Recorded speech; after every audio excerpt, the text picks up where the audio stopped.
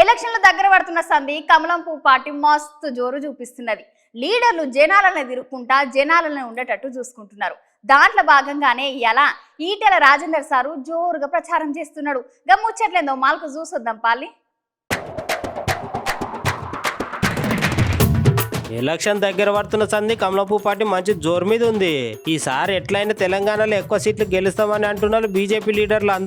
అందరు లీడర్లు ఎప్పటికీ జనాలలో ఉండుకుంటా మంచి పేరు తెచ్చుకున్నారు. ఇయాల సుత ఈటెల రాజేందర్ సార్ ప్రచారం కోసమని పోయి జనాలతో మాట్లాడుతున్నాడు. సార్ మాటలు మీరు పాలినుర్రి.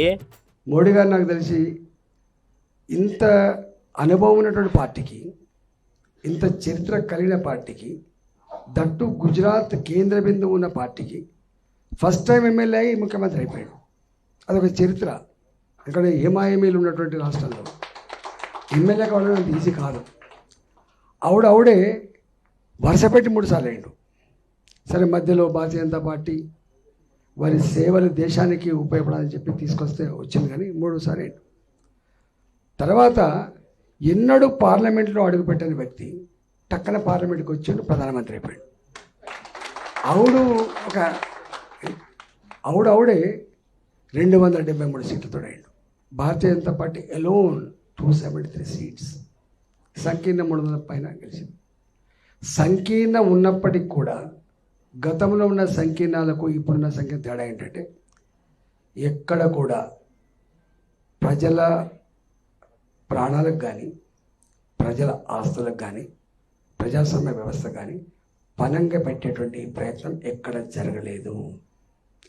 రాజీ పడలేగా, స్టబ్బన్ నో అనేది అంటున్నాడు. అంతకుముందు ఏ ప్రభుత్వంలో మంత్రులుగా ఉన్నారో, ఐఏఎస్ ఆఫీసర్ ఉన్నారో జైల్లోకి పోయిన చరిత్రను చూసినాం. కానీ ఇక్కడ 10 ఏళ్లలో ఫస్ట్ 5 సంవత్సరాల కాలంలో ఎక్కడ కింద మచ్చలేదు. భారతదేశం లాంటి దేశంలో ప్రజలందరూ కూడా కరప్షన్ ఉండరాతి తినరాతి అనేటువంటి ఈ దేశంలో ఒక్క దెబ్బకే సిస్టమ్ మారిపోయింది. అంటే యథా రాజా తదా ప్రజ అనే నానుడు ఏదైతే ఉందో, ఎప్పుడు చరిత్రలో యథా ప్రజ తదా రాజా అన్నారు. యథా రాజా తదా ప్రజనే ఉంటుంది. కాబట్టి ఇవాళ 5 ఏళ్ల కాలంలో ఎక్కడ ఒక ప్రెస్ మీట్ పెట్టకుండా, ఎక్కడ పని మాత్రమే మాట్లాడింది మోడీ గారు తప్ప వారు మాత్రం ఎక్కడ మాట్లాడలేదు. వారికి దేశం ఏమన్నది అంటే, ప్రజలు ఎంత గొప్పలో ఒకసారి చూడండి. నిస్వార్థ పరులైతే ఎంత నెత్తినెత్తుకుంటారో సజీవ సాక్ష్యం అటల్ బిహారీ వాజ్పేయి.